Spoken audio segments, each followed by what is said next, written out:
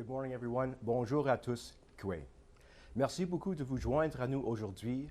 Nous vous adressons aujourd'hui des territoires traditionnels des peuples Algonquin and Anishinaabe. And to that end, I'd like to add that for me, noting which traditional land I'm present on is just as much about an outward reflection of my desire to better incorporate and honor our Indigenous communities as it is a reminder to myself about the work I need to do to turn that desire into reality. My name is Ezra Tesfamichael, and I work at Defence within the Directorate for Gender Equity and Intersectional Analysis. I'm a reserve officer in the Royal Canadian Navy. I'm privileged to be the military co-chair of the Defence Team Black Employee Network, and today I'm honored to be your Master of Ceremony for this very special event. We are here today to present the Defence Team members and to Canadians insight into the work of the Minister's Advisory Panel on Systemic Racism and Discrimination. The Minister's Advisory Panel was stood up in December 2020 as part of National Defence and Canadian Armed Forces' recent efforts to address discrimination and prejudice that exists within our institutions. In developing their final report, the Minister's Advisory Panel examined the root causes of systemic racism and discrimination. The report subsequently identified actions and recommendations which aim to remove systemic barriers from our institution and provide a foundation by which the organization can build on our vision of a more inclusive defense team. Now, while work has already begun within the department to address some of the inequities that are known to exist, the road ahead of us will not be easy. It will require transformational change and will demand that we rethink and reorder our priorities to ensure that we build a system that represents our future in a way that is undiminished by the errors of our past. And when it comes to the approach and ambition of defense team leadership, they know that being included is one thing, but truly being welcomed within an organization is so much better. And on that note, I will invite Knowledge Keeper Monique Manach of Barrier Lake to begin today's event with the traditional welcoming ceremony. Monique? Pajashik, welcome. Welcome to unceded, unsurrendered Algonquin territory. Monique Manach and Deshnikos, Kitikanik and Anishinaabe and Dojaba. My name is Monique Manach and I'm a member of the Algonquins of Barrier Lake. And when I was invited here today, I was honored and humbled and a lot curious. Because to see how this report was created and to see how it will be presented and to see how the recommendations will be followed up on is something that is very near and dear to my heart. And it reminded me of how my community dealt with welcoming, dealt with inclusion, and it reminded me of a creation story, which I'll tell you. It's not very long. So when the Creator decided to make human beings, she went to the rest of creation. And because of course she had made everything else first. And she went to them and she said, I'm going to make human beings and they're going to need your help. They're not going to be able to see very well or hear very well, or they won't have fangs to speak of, or claws or fur or feathers. So they're going to need your help. And so the rest of creation, all the plants, the trees, the animals, the fish, the birds, they all got together to have a discussion. And well, you know, the Creator had asked us to do this, and some of them were like, well, I don't know, they don't sound like they're going to survive very long. And they talked about it for a long time until finally they decided that they would welcome human beings. And they already understood the cycle of life, that cycle of sacrifice, how each had to sacrifice themselves for another. And so they knew that that would be extended to human beings. So they went back to creation, they went back to the mother, they went back to the Creator, and they said, okay, we're going to help these human beings. And so she made a sacred fire.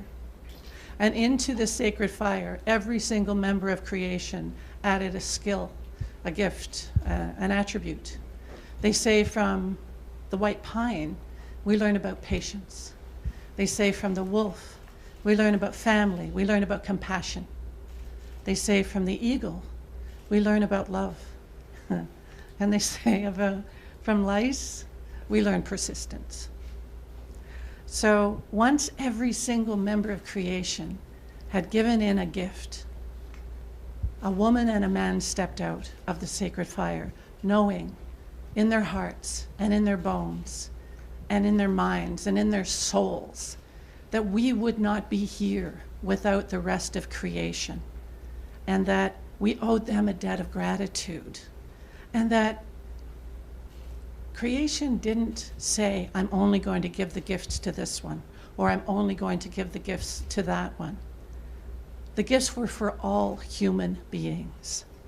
And if we are to respect, and if we are to honor the gifts that were given to us, then we need to do that by behaving in that way ourselves, by respecting each other, by respecting creation, and by not differentiating about where people come from or how they live, but instead welcome them in the same way that we were welcomed. So I would like to open this space with a few words to the Creator, to make this a sacred space, a safe space, a good space, a learning space. Kachimigwich Jamnedo. Thank you, Creator. Thank you for the water, the plants, the trees, for the ones who fly, for the ones who swim, for the ones who crawl, for the furred, for the feathered, for the four-legged, and for the two-legged. And thank you for bringing everyone here together today with open hearts, with open minds. Help us to hear truth. Help us to see beauty. Help us to speak with kindness and with compassion. And help us all to work together for the betterment of all of our communities. Kachimigwich, Kachimigwich, Kachimigwich, Kachimigwich. Thank you very much.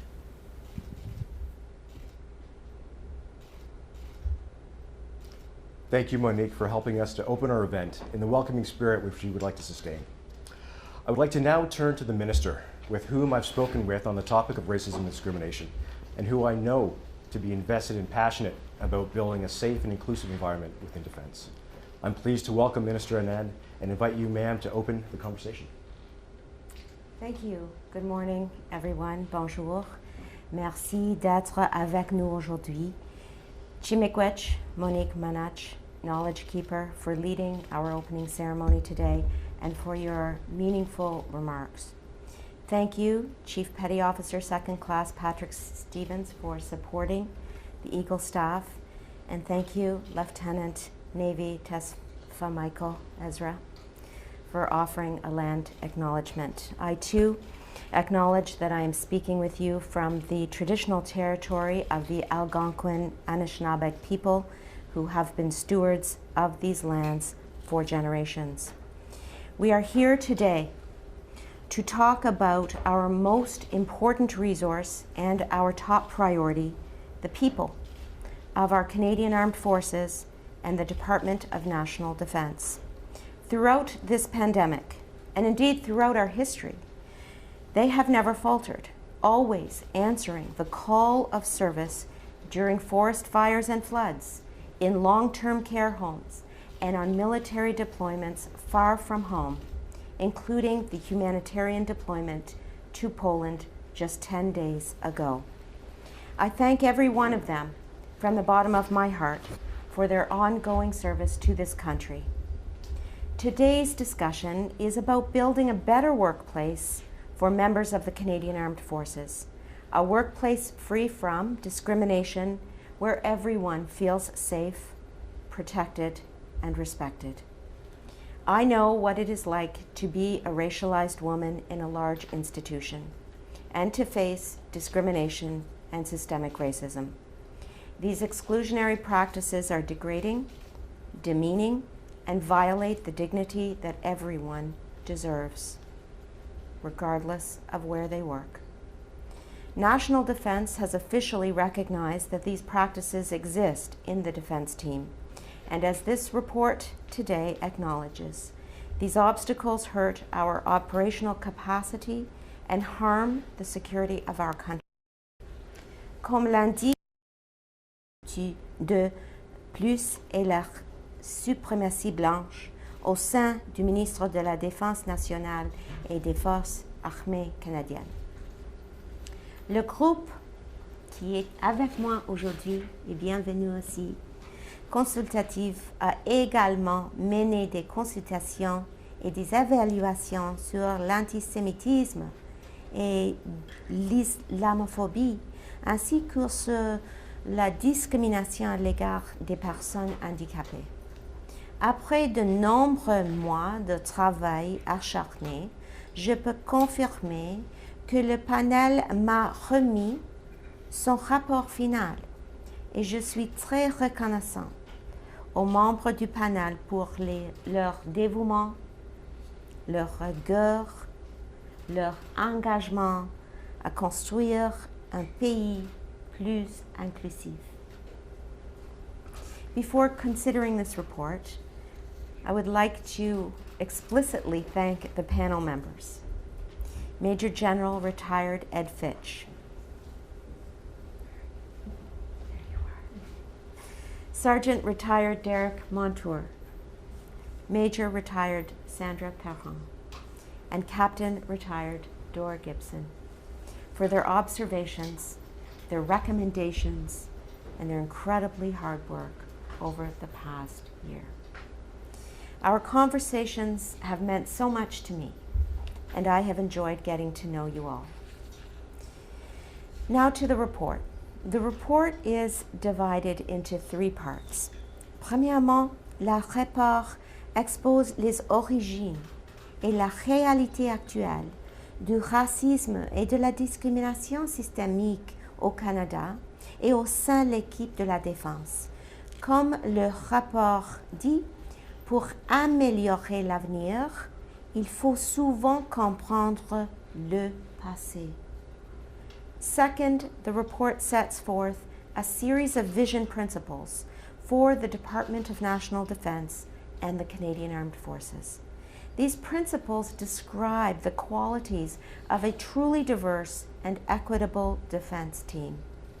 One core principle is an institution that represents the demographic composition of this country in terms of gender, in terms of culture, and in terms of background and broader race and ethnicity.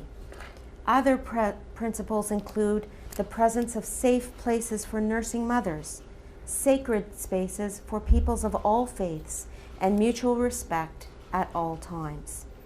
Ces principes serviront également d'indicateurs de succès pour montrer qu'une culture plus inclusive s'installe.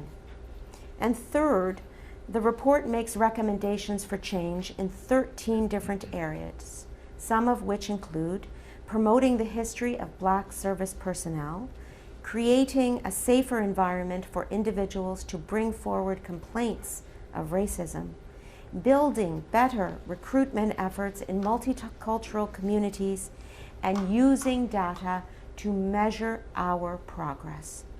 The panel urges the defense team leaders to consider these recommendations with resolve and with urgency, and that is exactly what we will do. Some work is already underway. Our institution is in fact working hard on many of these goals right now. Dirigée par la lieutenant générale Jenny Carignan, notre équipe de conduite professionnelle et culture a élaboré le programme de leadership inclusif. Ce programme aide les leaders à créer des environnements dans lesquels les gens se sentent valorisés, respectés, en sécurité et impliqués dans la prise de décision. Notre équipe d'infrastructure et environnement travaille à la mise en œuvre de la Déclaration des Nations Unies sur les droits des peuples autochtones. Et notre organisation discute fréquemment avec un groupe diversifié d'employés grâce au réseau national de groupes consultatifs de la défense et d'autres initiatives telles que le réseau des employés noirs. Additionally, our civilian human resource team has launched an executive development program for diverse talent, which aims to increase Black, Indigenous, and minority representation at the executive level. We are also using detailed data and analysis reporting on incidents of hateful conduct to help focus our efforts on culture change. And this July, I will offer a formal apology to members and descendants of the No. 2 Construction Battalion. This apology will highlight the service history of Black members of the Canadian Armed Forces and encourage more Canadians to learn about their experiences. But the fact of the matter is that we need to do more, and this report will help us do just that. So what is our approach to implementing the recommendations? We are establishing a working group that will include representatives from across our organization, as well as from our 6 defense advisory groups and networks, to develop an implementation framework and action plan. Maintenant, nous mettons en place un groupe de travail qui comprendra des représentants de toute notre organisation ainsi que nos 6 groupes consultatifs afin d'un plan d'action pour mettre en œuvre ces recommendations. And how will we measure our progress? This is crucially important. This report recommends the implementation of a process to collate, to review, to help to implement previous recommendations. And we have set up the External Comprehensive Reviews Implementation Committee to do just that. In addition, our officials provide regular briefings on culture change to stakeholders and media, including 2 during the month of March alone. Going forward, I have requested that these briefings include progress reports on work underway to address racism and discrimination in DND and the Canadian Armed Forces. As we pursue this work, we will be collaborative every step of the way. To the members of the Defense Aboriginal Advisory Group, the Defense Invisible Minority Advisory Group, the Defense Women's Advisory Group, the Defense Team Pride Advisory Organization, the Defense Advisory Group for Persons with Disabilities, and the Defense Team Black Employee Network, I thank you for sharing your lived experiences so that we can build a better workplace together. To conclude, je reconnais que l'éradication du racisme et de la discrimination systémique constitue un défi institutionnel majeur. Mais nous devons accomplir cette mission. Tout simplement, elle est cruciale pour nos employés, nos militaires, et donc la sécurité de notre pays. As Minister of National Defense and a racialized woman, I am strongly committed to building institutions where Canadians from all backgrounds are included, welcomed, and empowered. I will continue to work on this mission with General Eyre and Deputy Minister Matthews every single day.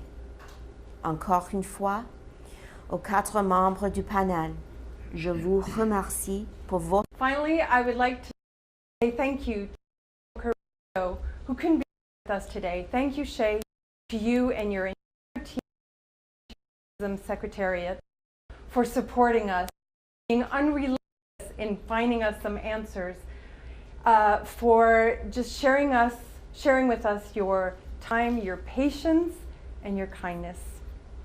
Denise, Marie-Josée, Sherry, Ishel, the whole team, we really appreciated your support, so thank you. Tous les Canadiens et toutes les Canadiennes gagnent à ce que nos organisations nationales soient des environnements sûrs, sains et inclusifs, auxquels tous et toutes ont une chance égale de contribuer. Par conséquent, tous les niveaux de l'équipe de la Défense devraient refléter la démographie du Canada en ce qui a trait au genre, à la race, à l'origine ethnique et à l'orientation sexuelle. Pourtant, les inégalités sur le plan de la représentation persistent dans tous les domaines de l'équipe de la défense. Le recrutement, le maintien en service et l'avancement professionnel sont sérieusement entravés par une discrimination systémique. L'écart entre la diversité du Canada et la représentation de cette diversité au sein de l'équipe de la défense semble s'agrandir, risquant de nuire à tous les progrès réalisés en ce jour en matière d'inclusion des femmes, des Autochtones, des Noirs, des autres communautés racisées et ethniques, des personnes handicapées et des membres de la communauté LGBTQ2+. Why is this gap growing? Over the past 20 years, reports from 41 inquiries, panels, boards, climate surveys, and reviews have generated 258 recommendations to address diversity, inclusion, respect, and professional conduct in the CAF and D&D. When this advisory panel tried to identify the progress on these recommendations, it became immediately clear that many of them were poorly implemented, shelved, or even discarded. Worse yet, the advisory panel could not get a response from the defense team on the progress of many of these recommendations. This advisory panel concluded is that few of them have been carried out with diligence and discipline. Let me repeat that. 41 panels and boards, 258 recommendations that are not being tracked, measured, or taken seriously.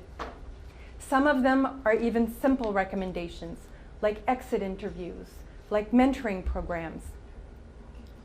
We believe that the defense team does not need to wait for an additional external team, such as ourselves, to tell them what to do, nor do they need new recommendations to address racism and discrimination. They need to listen to their own members, take concrete actions for positive change, and they need to be held accountable and measured when they don't do what they know they should be doing to remove systemic barriers. They also need to be visionary. They should be asking themselves, what are we doing today that we are going to be ashamed of in 5, 10, or 15 years? They need to be bold and be uncomfortable and challenge every corner of this colonial system that so dishonors Indigenous peoples. Unless systemic barriers are identified and aggressively eliminated, they will continue to negatively impact operational capabilities, undermine the well-being of the defense team, and as the Minister has mentioned, put the security of Canada in peril. Le progrès se verra quand les membres de l'équipe de la défense ne se contenteront pas d'être seulement des témoins silencieux quand elles ou ils constatent des inégalités, des injustices ou toute forme d'abus de pouvoir. Il incombe à chaque membre de lutter activement contre le racisme, de défendre avec ardeur et conviction l'égalité des genres et s'attaquer vigoureusement aux obstacles à un environnement accessible. Nous croyons que l'équipe de la défense a toutes les compétences, le savoir-faire et le personnel nécessaires pour cheminer dans la bonne direction, si la volonté y est. I will now hand it over to my precious colleague, Dor, to tell you why the defense team cannot afford to continue its slow pace towards inclusion, diversity, accessibility, equity, and anti-racism. Thank you. Merci. Thank you, Sandra. My name is D.L. Dor Gibson, as I say, Door of Opportunity. And I'm proud to be a product of loving interracial parents, which include beautiful mosaics of 4 generations. I am humbled by this opportunity to participate with these amazing panel members. Being called to serve is one thing. Being asked to provide recommendations on how to eliminate systemic racism and discrimination within the defense team, I found it a daunting task. Racism exists. Discrimination exists. I have 4 decades of lived experiences in national defense as a military and civilian member. I can testify that racism and discrimination existed during my service and continues to exist. As Sandra mentioned, unless systemic barriers are identified and aggressively eliminated, they will continue to negatively impact operational capabilities. Today's military must build upon Canada's strengths, the strength of Canadians, of diverse backgrounds, skill sets, language, and lived experiences. The defense team needs the fresh and innovative ideas to build a solid foundation for the military of tomorrow. Racism exists. Discrimination exists.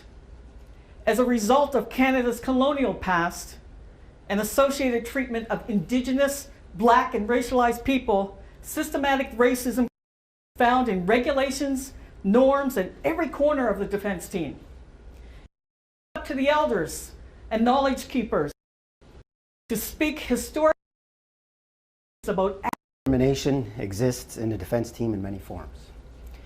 So now what will you do about it? There was a common heart-wrenching thread that we heard throughout the interviews and conversations in the past year. It was the descriptions of the members of the defense team who are now choosing to leave the organization because the price they have to pay to persevere through the racism and discrimination that they face every day has become unbearable. The everyday loss of the contributions of these team members is what discrimination and racism is causing to the team.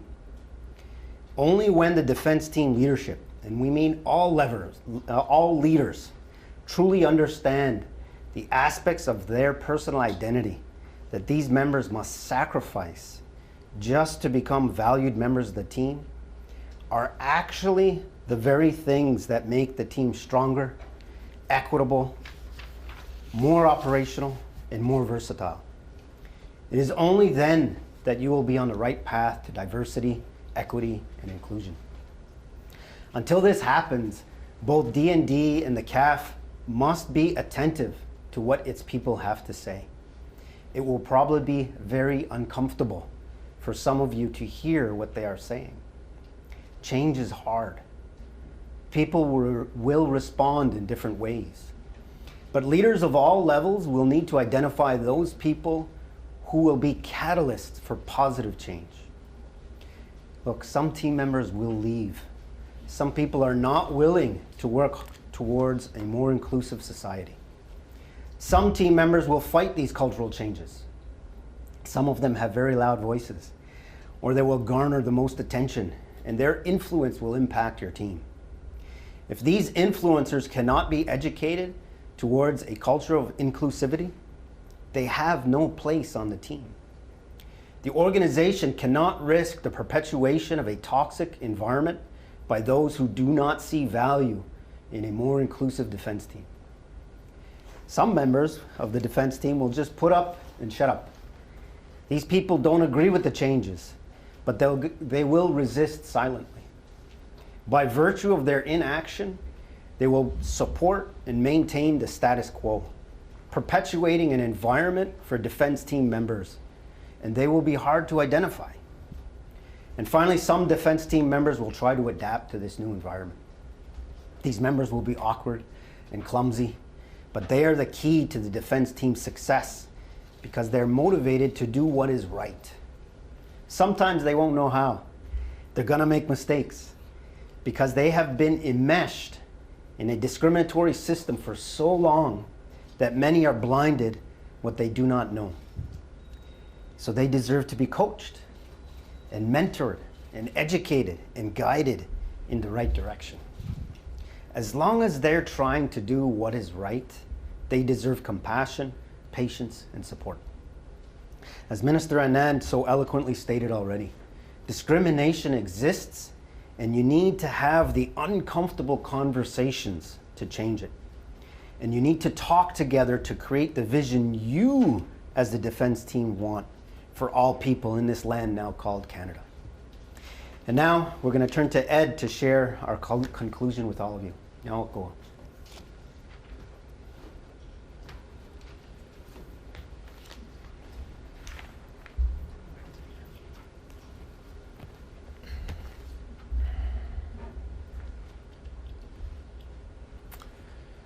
Cher Madame la Ministre, et chers collègues distingués, this now over a year of working with my colleagues on this advisory panel has been a huge education.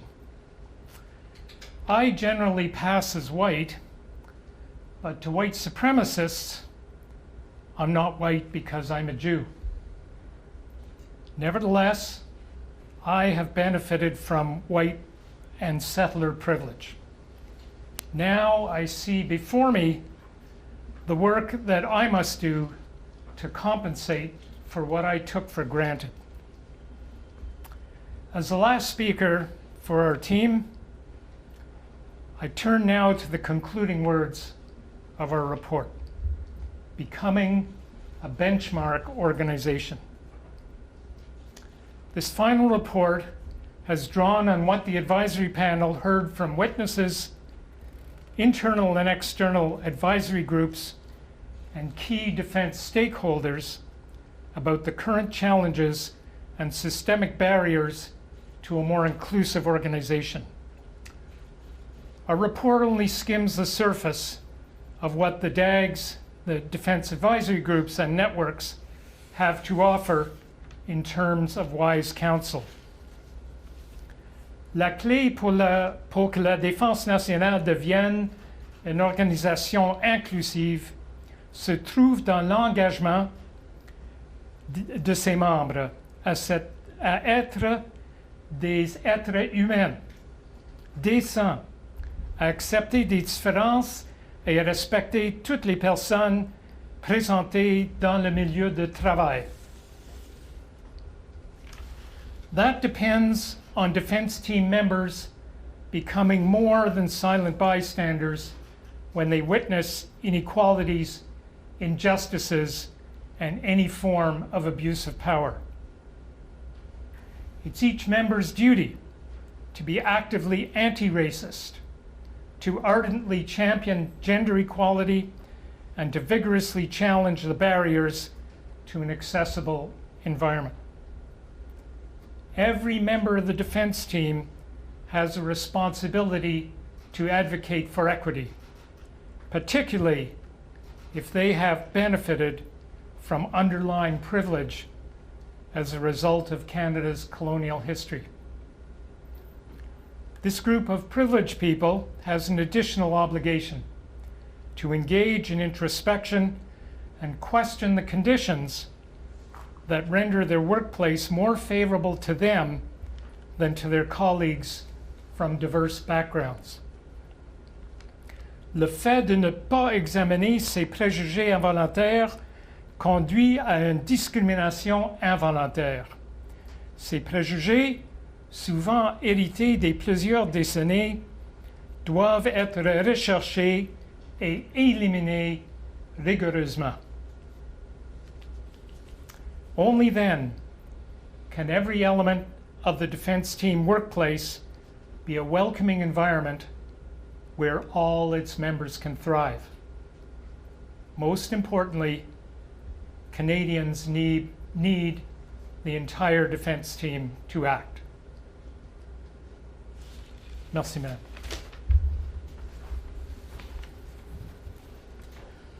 I'd like to thank all of our panelists for those powerful and profound remarks and the clear passion that you bring to your work, and especially for being with us here today.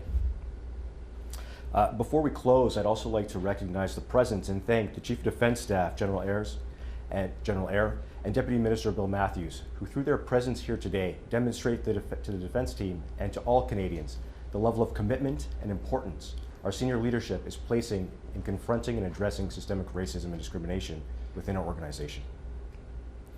And with that, we conclude this part of today's event. I would like to thank all of the participants, those who helped organize and plan this event, and of course, those of you who've tuned in.